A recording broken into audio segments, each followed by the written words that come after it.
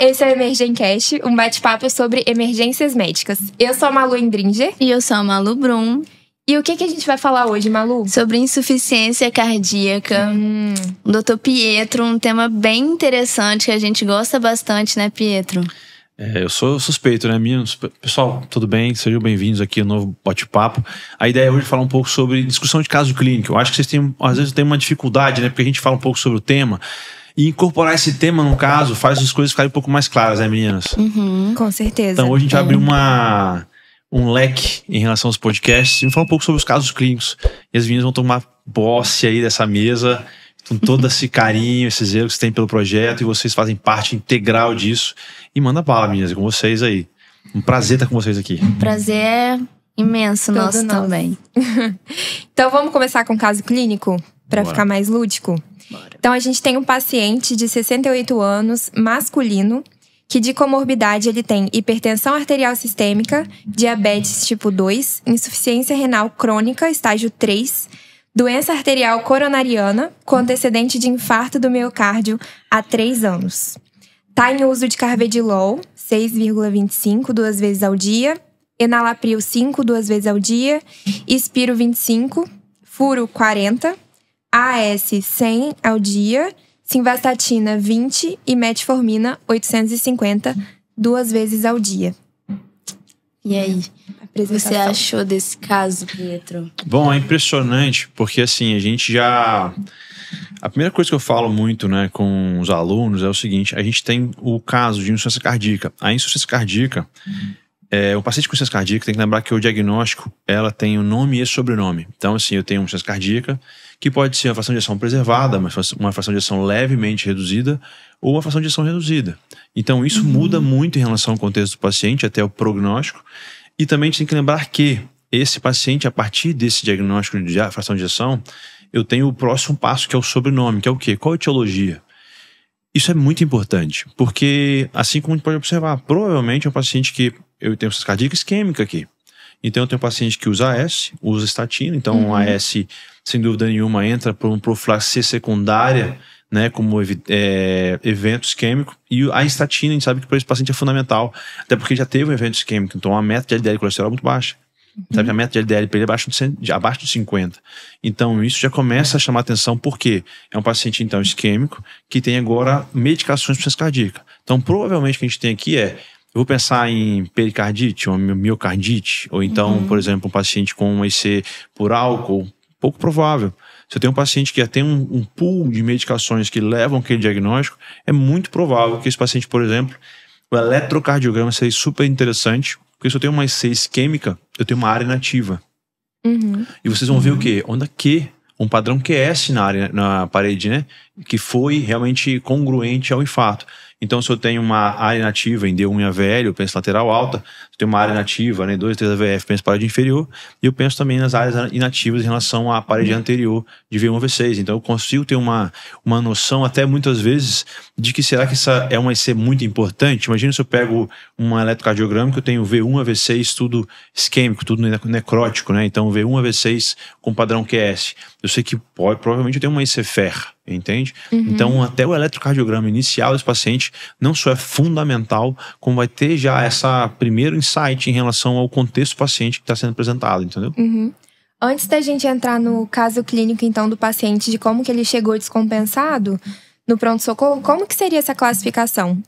É pelo ecocardiograma, né, da IC-FER? Quais são os valores? Bom, coisas importantes, fundamental, é o seguinte: lembrar que a insuficiência cardíaca, o diagnóstico é clínico. Né? Então, eu tenho os padrões, os critérios de Framingham. A gente sabe que são muito importantes. Então, eu tenho 2 critérios maiores, ou tenho um maior e 2 menores. Então, o eletrocardiograma vai ser legal, o raio-x de tórax vai ser legal, a ausculta cardíaca é legal, assim como o exame físico global do paciente, assim, uma história clínica. Mas o ecocardiograma, ele entra secundário. Até porque a gente sabe que o meu paciente com esse FEP também pode descompensar em perfil B, por exemplo. Então, esse paciente pode descompensar. Eu não posso esperar o ecocardiograma, né, para ter aí mão do paciente em relação à insuficiência cardíaca. Por exemplo, vamos dizer que o paciente chegou com dispneia.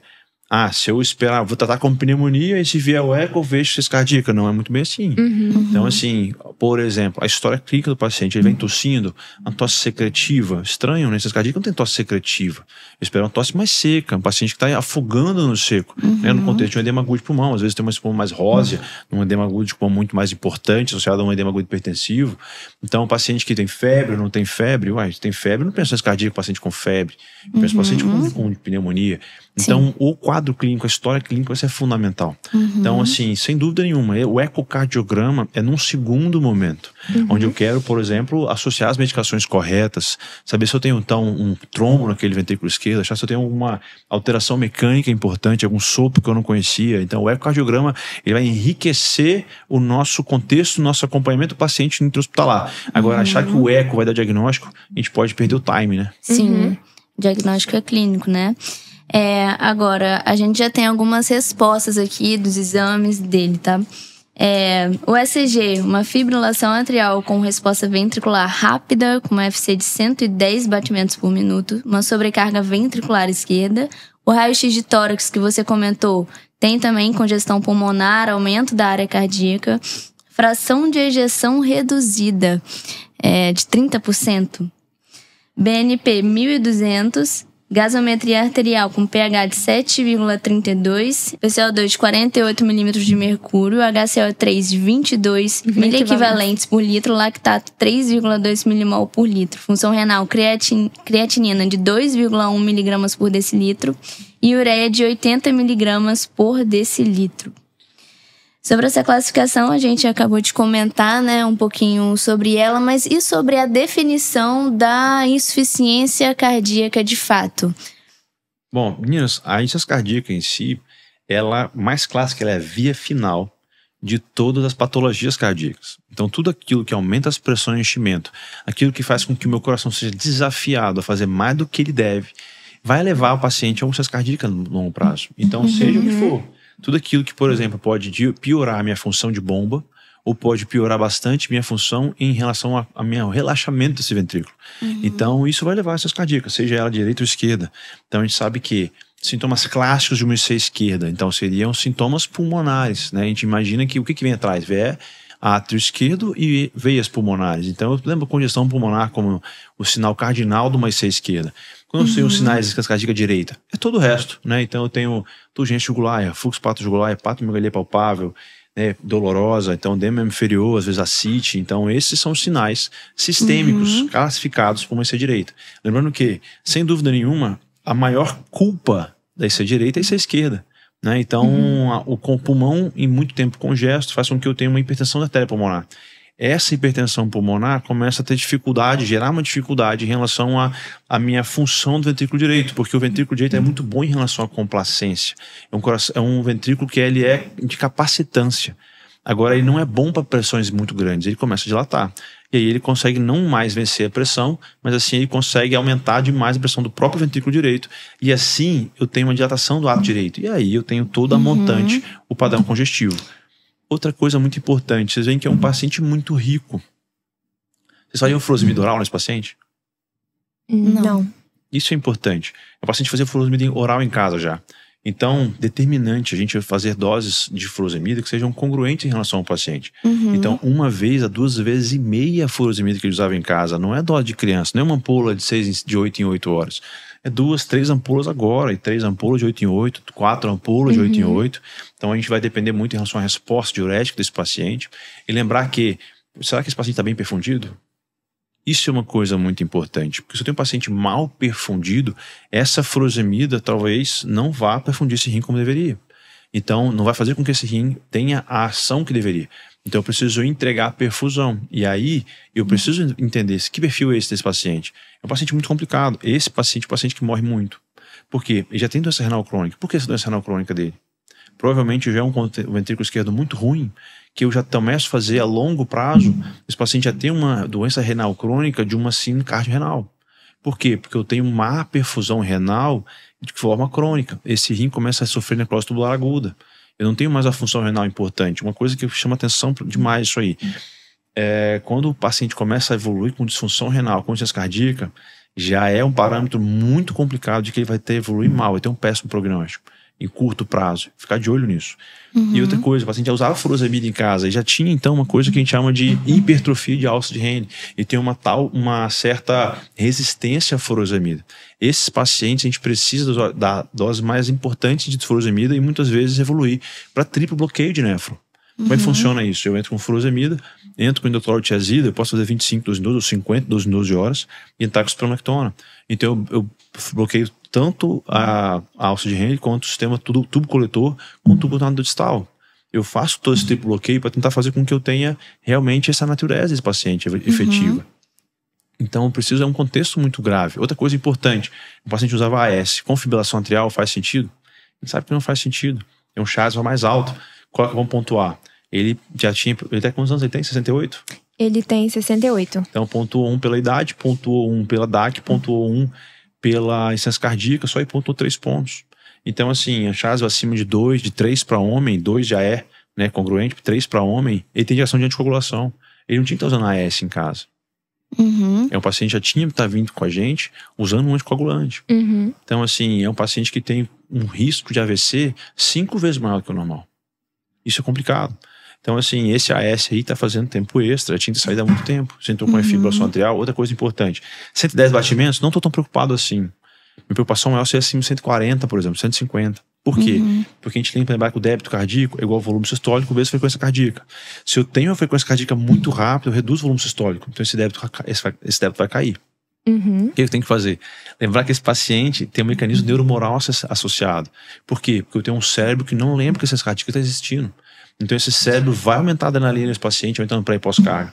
Então o que eu tenho que fazer? 110, não tá tranquilo até para ele. Eu vou segurar isso aí. Até que eu deixe ele menos congesto e assim eu entro com beta-bloqueador. Sem dúvida nenhuma. É o melhor momento agora beta-bloqueador? Com certeza não. Entendi. Nossa, que aula, né? Que aula. Muito bom. Uma revisão e tanta já de IC aí. Isso é legal, sabe o que acontece? Igual a gente vê às vezes uma creatinina de 2, 2,5 e um paciente congesto. A gente fica preocupado com a furosemida. E é muito importante. O que piora a função renal na furosemida é a hipovolemia. A gente lembrar que hipovolemia no paciente com insuficiência cardíaca é gravíssimo. Então ele vai piorar, vai fazer baixo débito. Lembrar que eu tenho um perfil L, lembra disso? Esse perfil L é um paciente que está hipovolêmico. Eu preciso dar volume para ele. Então, se eu estou fazendo furosemida e eu estou bastante congesto, mesmo com 2,5 de creatinina, é o que tem para fazer.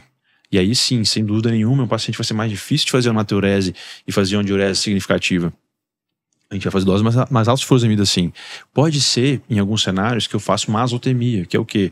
Aumento das escórias renais associado à furosemida. Mas isso é transitório e não é relacionado à piora clínica. Então a gente tem que ficar em paz em relação a isso. Eu vejo bastante, assim, das discussões, né, lá na faculdade, quando a gente aprende é muito conservador essa questão da furosemida. Então, um paciente muito congesto, a gente aprende, assim, 2 ampolas no máximo, né? Só que pela prática das vezes que eu acompanhei você, eu vejo que isso é diferente, né? Por que, assim, que as pessoas têm medo de dar furosemida? As pessoas têm medo do que não conhecem, né? Então, assim como você fez, é muito importante que os alunos frequentem o hospital, né? Então, tenham essa experiência com, às vezes, alguém que tenha um pouquinho mais de experiência, né, do lado, assim. Tem um pouco mais de vivência. Então, é diferente quando o paciente não usa furosemida em casa, a gente tem mais conforto. Sem dúvida nenhuma, 1 ou 2 ampolas de furosemida tá ótimo em ataque para esse paciente. Mas quando eu uso furosemida em casa, eu tenho que ter um pouco mais de mão. Por quê? Porque esse paciente vai ficar mais tempo congesto. Existe uma frase que eu encho o saco dos meus alunos, que é: congestão é fator prognóstico. Quanto mais tempo congesto, mais chance de infecção hospitalar, mais chance de morrer no hospital. Então, congestão não é para ficar esperando e desmamando a furosemida. É pra gente regaçar mesmo, pegar pesado com a furosemida. E quanto mais tempo congesta, mais ele morre. Tá certo. Então, vamos ver alguns dados do exame físico desse paciente. Você falou de perfis, né? Na IC, pra gente conseguir classificar ele. Então, ele foi um paciente que chegou no hospital com um quadro de dispneia progressiva há 3 dias, ortopneia e episódio de dispneia paroxística noturna. Também estava com edema de membros inferiores 2 cruzes em 4 e redução da diurese nas últimas 24 horas. A pressão dele estava 85/60, frequência de 105, ritmo irregular pela fibrilação, saturando 92 em ar ambiente, temperatura 36,5, ausência de pulso paradoxal. E no exame cardiovascular, o ictus estava desviado para a esquerda, bulhas hipofonéticas, B3, sopro sistólico leve em foco mitral. E no pulmão tinha estertor bibasal. Na extremidade, a pele dele era fria e úmida, com um tempo maior que 3 segundos e edemas de membros inferiores. E aí, o perfil desse paciente? Baita bucha, né? O que ele não tinha? Mais fácil. Só é isso. Então, assim, lembra que é um paciente que eu tenho... A pressão diastólica estava quanto? Tava 85/60. Isso. Então, o que acontece? É um paciente que está evoluindo com perfil C. Então, é um paciente com uma baixa reperfusão tecidual capilar. O estudo Andromeda Shock Trial mostrou isso pra gente, né? Que a gente tem, então, para avaliar nossa perfusão, macroperfusão tecidual, a gente vai apertar por 3 segundos, né? Então, a falange distal, e a gente vai soltar, aperta por 10 segundos e solta por 3 segundos. Então, eu vou ter mais ou menos uma ideia de como está chegando a perfusão desse paciente tecidual. Agora, lembrar que eu tenho chamado de janelas do choque. Então, assim, essa é uma delas. E a consciência, o nível de consciência. Será que ele tá bem? Ele está consciente, está confuso? Está mais orientado, está sonolento? Então, isso pode ser um parâmetro também de má perfusão tecidual. Assim como o Motley Score. O Motley Score é basicamente a perfusão patelar. A patela é realmente o tecido mais mal perfundido do corpo. Então, a gente tem ali o livedo reticular patelar. Quando eu começo a numerar isso de 0 a 1, 2, 3, 4, 5, eu consigo ver esse livedo se espalhando. E é assim também um parâmetro para a gente avaliar a perfusão. Outro importante, a diurese. Agora, nesse paciente com insuficiência cardíaca, a história clínica da diurese é muito mais importante do que um parâmetro ativo da diurese. Porque assim, você não vai falar assim, faz xixi aí, moço. Não tem como. Às vezes acabou de fazer xixi, você vai fazer o que com isso? Não tem como. Então, o mais importante é o seguinte, é um paciente com o perfil C. O que aconteceu com ele? Ele vem evoluindo com má perfusão. Isso aconteceu de um dia para o outro. Uma hora para outra. Não, isso foi evoluindo. Então, provavelmente é um paciente que na história clínica, anteontem, ele urinava bem, estava xixi direitinho. Aí nas últimas 12 horas foi piorando. E provavelmente esse cara nesse dia de manhã cedo ele não urinou nada. Olha que interessante. Então o que aconteceu? Essa diurese veio piorando porque o rim vem devagarzinho sendo mal perfundido. Então você começa a entender, pode ser que tenha... O que descompensou a CC? A gente vai ter que achar. Será que foi excesso de líquido? Será que foi excesso de sódio? Será que ele esqueceu as medicações em casa? Será que ele errou a dose de furosemida que era para tomar em casa? Alguma coisa aconteceu. Mas a gente sabe que essa má perfusão foi gradativa. E esse rim agora, se eu entrar com furosemida para ele, sem dúvida nenhuma não vai ter uma boa resposta. Então, mais importante das medicações aqui agora, eu tenho que avaliar a pressão arterial para começar. Então, assim, será que ele precisa de uma noradrenalina? Será que é um choque cardiogênico? Eu ficaria mais preocupado com a pressão sistólica abaixo de 80. Tá? Malus. Então, assim, a gente fica aí um pouco mais de olho. Porque abaixo de 80 eu tenho que usar com noradrenalina e vou assumir que ele tem um choque. Né? Entre 80 e 90 é um limbo. E aí o que acontece? Eu não posso vasodilatar esse paciente, porque senão eu posso vasodilatar e ele pode chocar muito rápido. Mas eu tenho a medicação para começar, que é a dobutamina. Lembrando, muito importante, a dobutamina é inotrópica no positiva e cronotópica positiva. Então ela aumenta a força de contração, assim como aumenta a frequência cardíaca. É um paciente com 110 batimentos por minuto. Né? Então, sem dúvida nenhuma, existe uma preocupação em relação a esse cronotropismo. E aí eu tenho que lembrar que tem uma fibrilação atrial. Provavelmente é um paciente que, se eu começar a dobutamina na dose máxima, ele não vai responder muito bem, assim como nenhum deles. Então, eu tenho que fazer o quê? A titulação da dose. A dose da dobutamina ela é 2,5 a 20 microgramas por minuto. Geralmente a gente começa a 5 microgramas por minuto para começar a dose alvo. Então eu começo a dose muito baixa de dobutamina e eu vou titulando ela até que na macroperfusão, diurese começa a melhorar. Depois eu vou para a microperfusão e começo a olhar o lactato, etc. Então a dobutamina agora, sem dúvida nenhuma, é o que o paciente mais precisa. Agora, eu entro com uma mão esquerda dobutamina e a mão direita com furosemida. Sem dúvida nenhuma, perfundir o meu paciente o mais rápido que eu preciso é a furosemida, para a gente começar a tirar essa congestão aí. Interessante que esse paciente, então, ele tem uma pressão baixa e é um caso que você não dá volume para ele, que ele já tá congesto, né? Perfeito, Manu, então... perfeito. A gente tem que lembrar o seguinte, esse paciente, a não ser que ele fosse hipoalbuminêmico muito grave, uma hepatopatia grave, ele tem uma diferença que a albumina faz, né? Então, assim, se ele tem pressão no terceiro espaço, líquido no terceiro espaço, perdão, ele faz o quê? Ele tem uma diferença de colosmótica e pressão hidrostática. Então, essa diferença do vaso para o terceiro espaço, quem lida muito bem com isso é a albumina. Então, poucas pessoas, raramente eu preciso de uma albumina para conseguir fazer esse tipo de troca. Então, se eu tenho um paciente com albumina normal, sem hepatopatia importante, eu tenho um paciente que vai responder muito bem a furosemida. Então, responder a furo, assim, a partir do momento que esse intravascular começou a ser depletado, esse extravascular começa a trocar líquido com o intravascular. Eu começo a limpar esse extravascular aí, entendeu? A meta de diurese vai ser em torno de 1.500 a 2.000 por dia. Então, assim, lembrando que a gente tem que estar com muito cuidado com esse paciente em relação à injeção de água também. Porque se eu estiver dando líquido para esse paciente e fazendo furosemida, eu estou basicamente lavando, né? Então eu dou líquido, tiro líquido, tiro líquido. Então não, cuidado, restrição hídrica para esse paciente. Então de 1.000 a 800 ml de água por dia, ou líquidos por dia, e fazer com que isso atinja uma dose de furosemida satisfatória. Aí eu consigo tirar líquidos do paciente. Aí com certeza sem dúvida nenhuma eu consigo tirar eles esse padrão agudo aí de morte, né? Que é a via final da ciência cardíaca, né? Ou morte súbita, ou morrer numa internação hospitalar por congestão. Perfeito. Agora, uma dúvida, Pietro. Como no PS diferenciar o paciente de IC crônica e IC aguda? Excelente. Bom, se está no PS é uma crônica agudizada, né, Malu? Então, assim, eu tenho aguda, isso é muito complicado. Aí, por exemplo, vamos dar um exemplo aqui do infarto agudo do miocárdio. O paciente chegou para mim, então, um infarto com supra em casa, que chegou num delta de 7, 8 horas no hospital. Esse paciente tem muita chance, se for um vaso mais importante, de evoluir com uma classificação de KILIP um pouco pior. Então, KILIP 1, eu sei que é o paciente com dor torácica somente. KILIP 2 é um paciente que está começando a evoluir com uma dor torácica associado a sinais de ciência cardíaca aguda, que é o quê? Dor torácica com sinais de falha de bomba, que é o quê? Congestão pulmonar. Então, eu tenho paciente KILIP 2, que é o quê? Eu tenho dor torácica, mas eu tenho congestão em bases.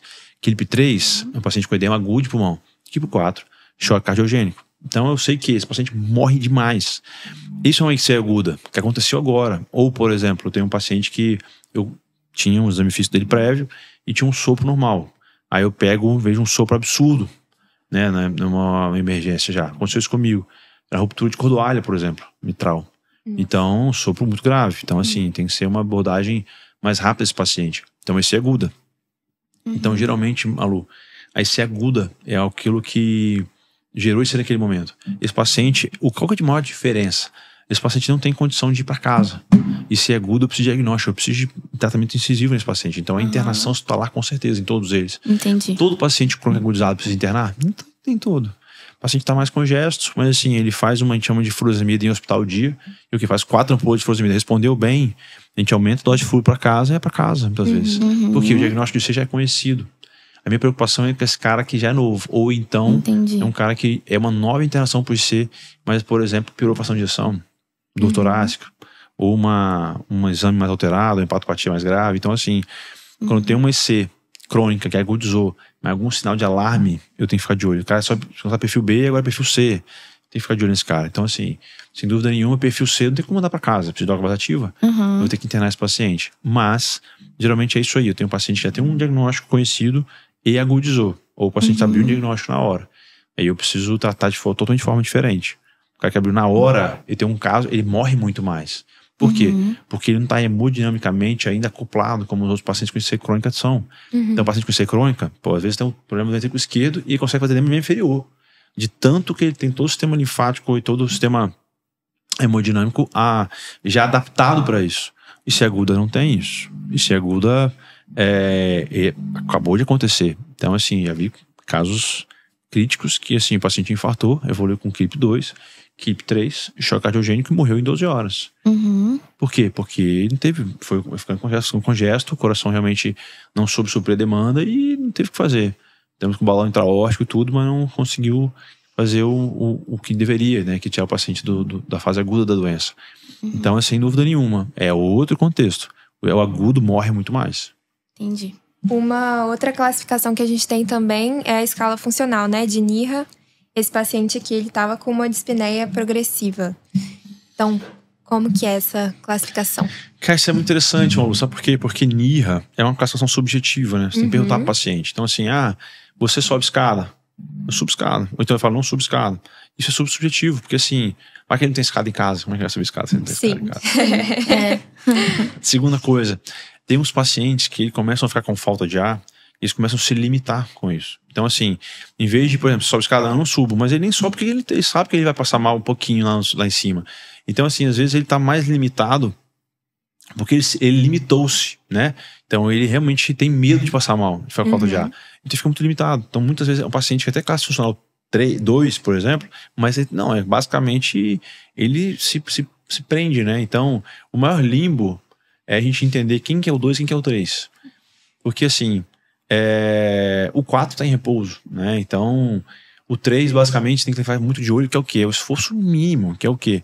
Eu vou pentear o cabelo, ou escovar dente, né? Ou então tomar banho. O paciente que não consegue fazer o mínimo disso.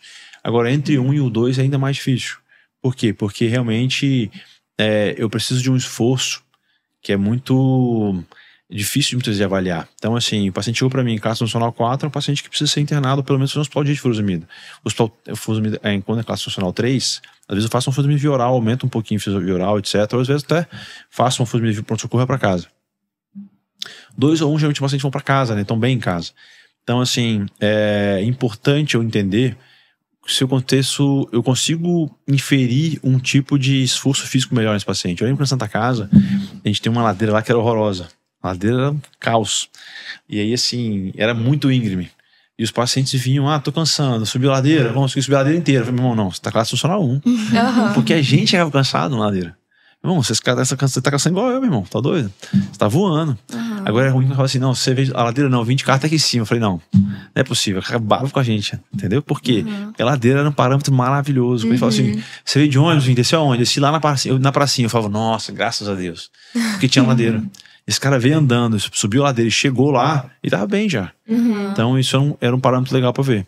Legal. Entendeu? Agora, assim, é importante que quanto pior a classe funcional, mais paciente morre.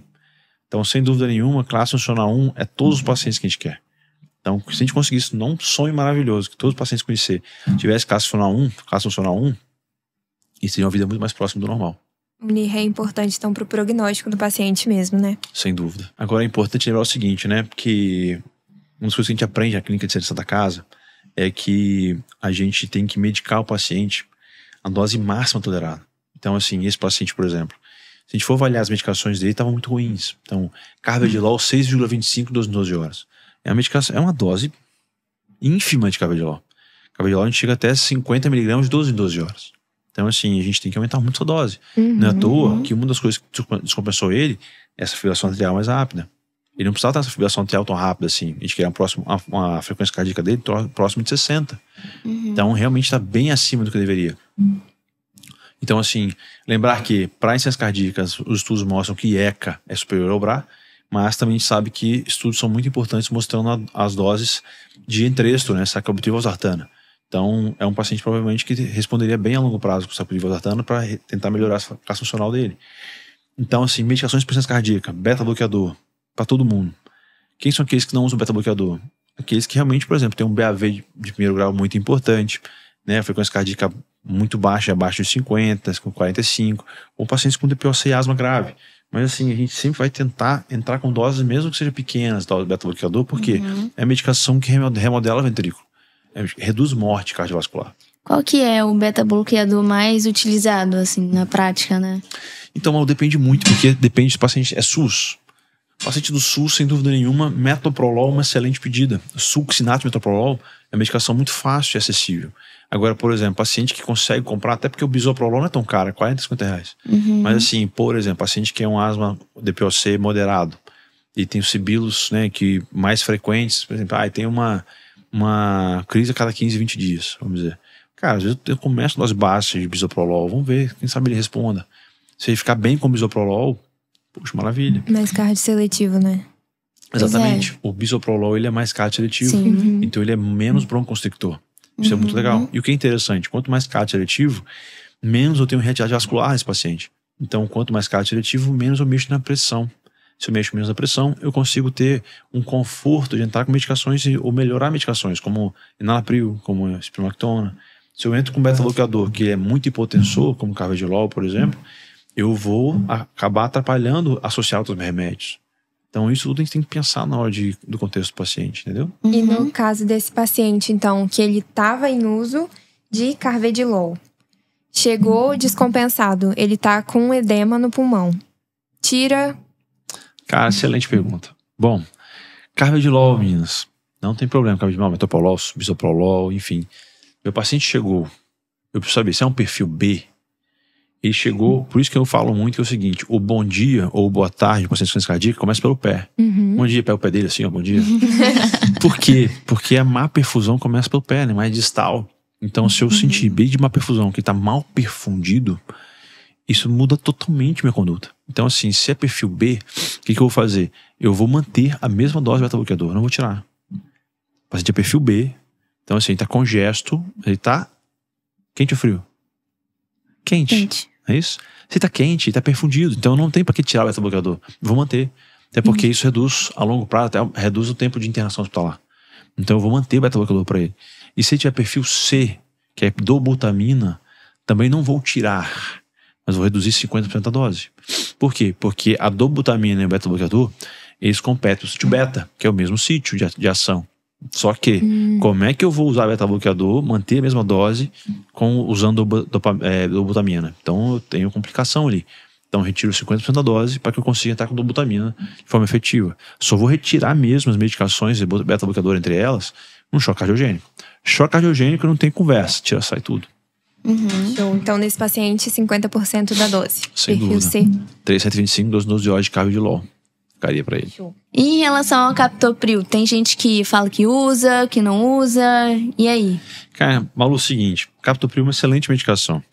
O tempo de meia-vida dela é mais curto. Então, assim, sem dúvida nenhuma, qual que é a diferença entre um enalapril e um captopril via oral dentro do hospital? Quem fornece a medicação, muitas vezes é o equipe de enfermagem que ajuda a gente. Então, assim, ele não vai nem precisar lembrar de que hora que é o captopril. Tem horário direitinho em relação à prescrição dele lá. Então, captopril e enalapril dentro do hospital é a mesma coisa. Outra coisa importante em relação a isso. O meu paciente tem uma pressão um pouco mais limítrofe. Por exemplo, tá em insuficiência cardíaca, a pressão tá 12/8. Eu quero vasodilatar esse paciente. O captopril vai melhor que o enalapril. Por quê? Porque se eu fiz um captopril 12,5 de 8 em 8, comecei 12,5 e a pressão baixou demais, o tempo de minha vida de captopril é mais curto. Então eu vou ter menos preocupação em relação a esperar esse tempo para ele ficar muito hipotenso. E na enalapril não, eu faço enalapril de 12 horas, então demora mais 4 horas aí para com que ele volte de novo à pressão mais normal. Então assim, eu tenho menos chance de errar com o captopril. Então começa o captopril. Aí ele tolerou, ficou bem? Eu posso depois trocar pro enalapril. Mas sem dúvida nenhuma, intra-hospitalar, ainda mais na emergência, quando eu quero começar um vasodilatador via oral, captopril é uma excelente medida. Entendi. Vou pegar o seu gancho de medicação e perguntar de uma também. EMPA e dapagliflozina. Usa ou não usa? Perfeito. Malu, a gente usa as duas, não tem problema nenhum. Depende muito do que a gente tem de fornecido, né, no hospital. O que a gente não usa mais é canaglifosina. A canaglifosina foi proscrita por aumentar doença vascular obstrutiva periférica, DAOP, né? Perdão. Mas quando a gente fala de insuficiência cardíaca e inibidor da SGLT2, tanto o estudo Emperor, né, tanto o estudo DAPA-HF, eles foram muito fidedignos em relação à redução de morte cardiovascular em insuficiência cardíaca. Tem sim, sem dúvida nenhuma, o fator em aumento de natriurese, né, por causa dessa inibição do corpo transportador sódio de glicose do contato proximal. Agora, tem fatores intrínsecos da IC que a gente não sabe, porque ele é muito bom para insuficiência cardíaca, então. Então, assim, sem dúvida nenhuma, é uma medicação excelente e até outros estudos maiores, mais robustos, mostraram até redução de tempo intra-hospitalar com a associação do furosemida com dapagliflozina. Medicação super excelente, então assim, não vejo nada contra ela, a não ser tomar muito cuidado os pacientes que podem fazer no diabetes, né, uma cetose euglicêmica, né, então que é um quadro bem raro, mas pode acontecer, ficar de olho nisso aí.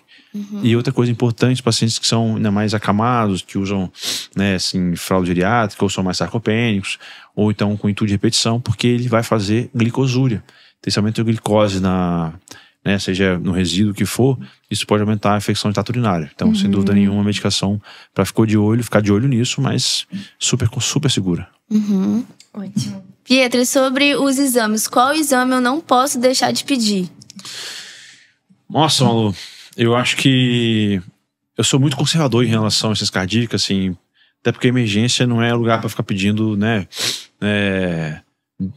tudo quanto é tipo, então, tipo, vou pedir um doble de próstata na emergência, brincadeira. Então, assim, não é pra ficar pedindo 1 milhão de exames. A emergência é muito direcionado.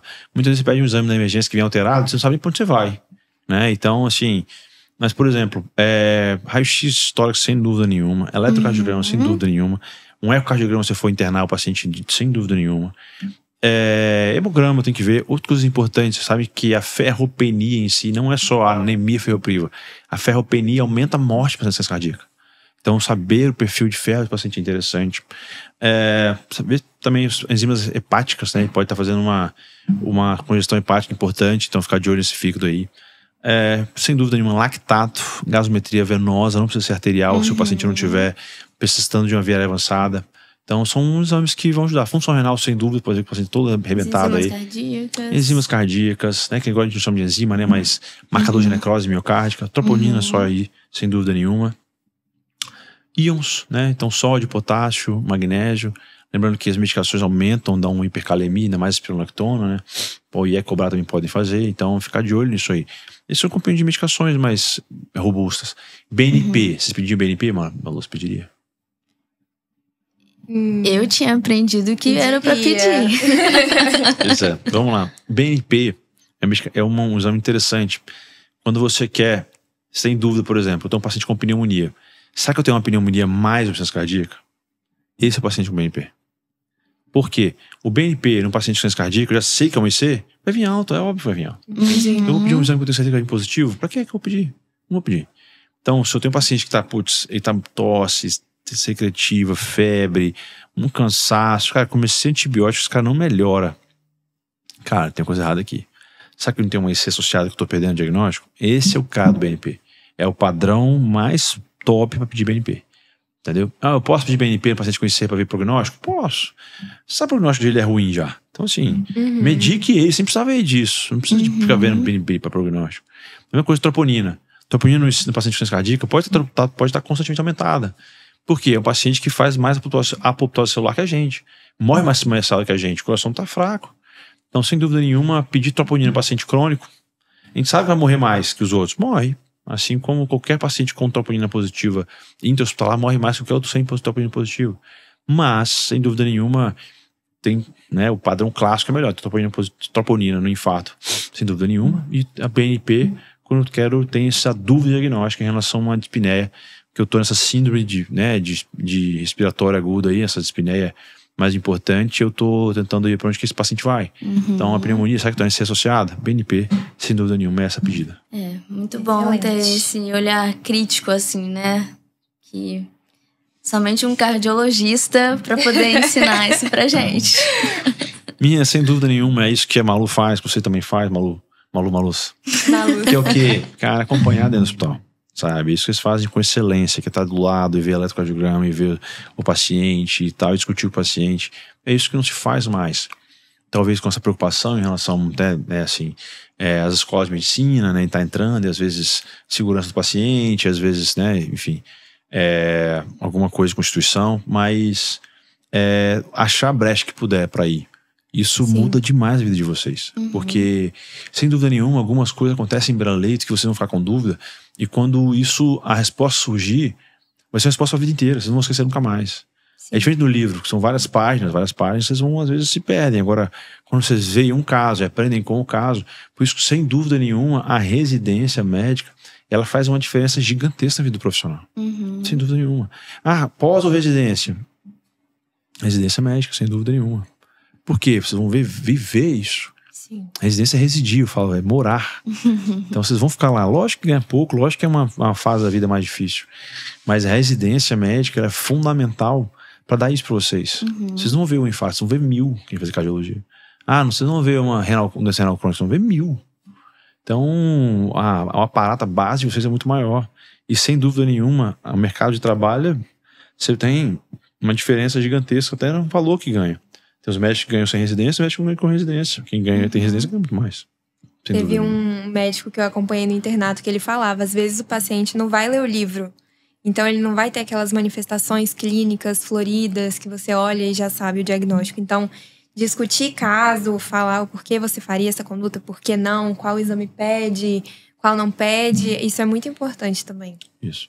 A gente está na época da medicina, que eu chamo de medicina baseada em evidências. Então, assim, tem que tomar muito cuidado, porque a pior evidência que existe também é a opinião do especialista.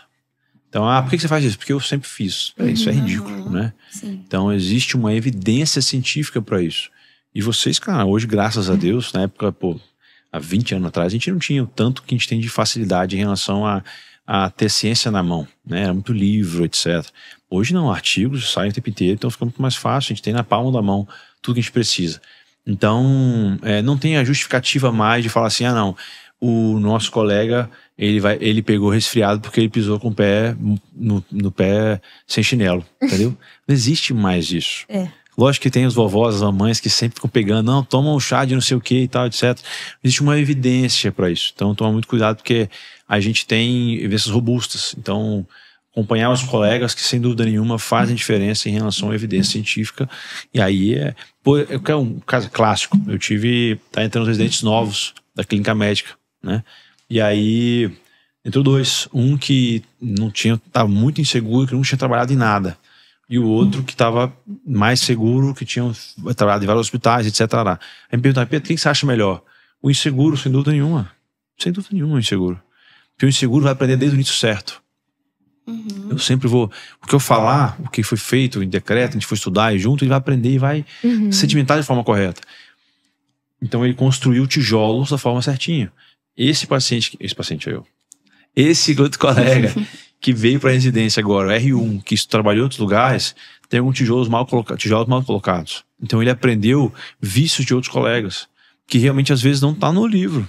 Foi porque alguém fez, outra pessoa fez, eu vou fazer.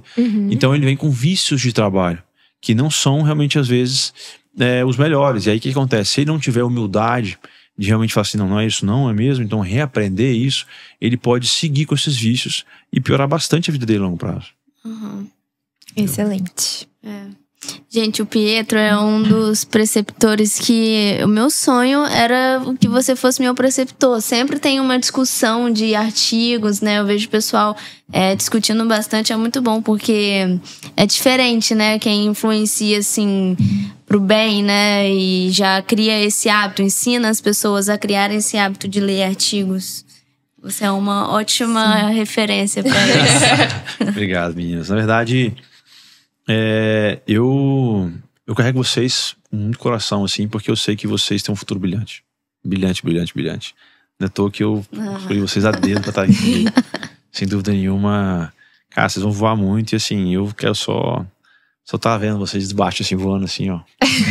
Felizaço.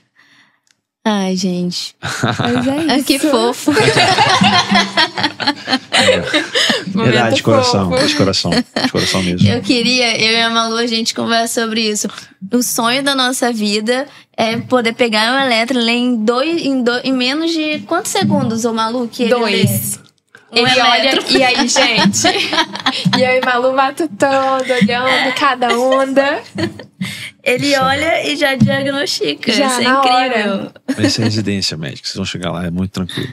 Bom, isso é importante, a caminhada. Então, assim, não tem jeito, eu fiz 10 anos de formado ano passado. Então, e outra coisa, né? Lembrar que a experiência tem que vir com o quê? Com a bagagem robusta da teoria. Né? A gente saber que a teoria se une à prática para ter uma excelência médica, né? Se você for... Quantos dos nossos colegas, 30, 40 anos, não estudam mais? Né? De 40 anos de medicina, não estuda mais. O que acontece? Ele sabe que ele aprendeu há 30, 40 anos atrás. Então, isso, sem dúvida nenhuma, pode ter uma experiência gigantesca, mas é uma experiência muito rasa, né? Então, a gente sempre está estudando, sempre está estudando. Então, é isso que vocês fazem hoje, que vocês vão continuar fazendo, e vai toda a diferença na vida de vocês, sem dúvida nenhuma. Tá certo. Então, meninas, cara, obrigado. É um prazer muito grande ter vocês comigo aqui, com a gente aqui, eu e Vitor. Vocês são parte integrante fundamental desse projeto. Vocês começam hoje o projeto de vocês, que é os casos clínicos. E assim, cara, faca na caveira, eu desejo muito sucesso pra gente. E assim, é só o começo, porque sem dúvida nenhuma, nosso propósito é o mais correto possível, que é o que? Divulgar conhecimento, fazer com que as pessoas tenham facilidade de aprender. E assim, esse é o prazer da nossa vida, a gente nasceu para isso. Então, quando a gente tem um coração muito sincero com essas coisas, com essa honestidade intelectual, sem dúvida nenhuma, assim, é isso que nós vamos ganhar e muito mais do que isso, né? Porque sem dúvida nenhuma, o projeto é grande e a gente vai surfar muita coisa legal juntos. A gente tá muito feliz também de ouvir isso tudo que você falou, de você e do Vitor, de vocês darem a oportunidade também pra fazer esse quadro. E a gente tá junto. Tô muito feliz também. E vai ser legal, né, Malu? Vai ser muito legal. Obrigada pela oportunidade, Pietro. Nada, que Vitor também. Vocês. Obrigado. Pessoal, cara, obrigado quem foi até aqui com a gente. É um prazer imenso ter vocês aqui. A gente vai dar início hoje, então, ao quadro clínico, aos casos clínicos, né? Então, sem dúvida nenhuma, vai ter casos bem diferentes aqui, assim como esse de hoje, cabeludo pra caramba. Sim. E a ideia é essa, é realmente ter casos cada vez mais robustos e, assim, trazer um pouco da prática clínica, né, para dentro dessa mesa e a gente ter mais aparatos para poder discutir. Assim como uma CalcMed, calculadoras muito tops aí que ajudam a gente nesses diagnósticos, né, e assim, a gente poder lançar a mão aí, né, de ter depois mais para frente material com a médio e tudo, e a gente fazer um negócio robusto mais para frente aí, tá? Pessoal, quem tá com a gente até agora aqui, segue a gente no Spotify, Apple Podcast, YouTube, Instagram, @EmergenEletro, EmergenCast também. Então, fique ligado porque tem muita coisa pela frente. Beleza? Ó, beijo, até a próxima.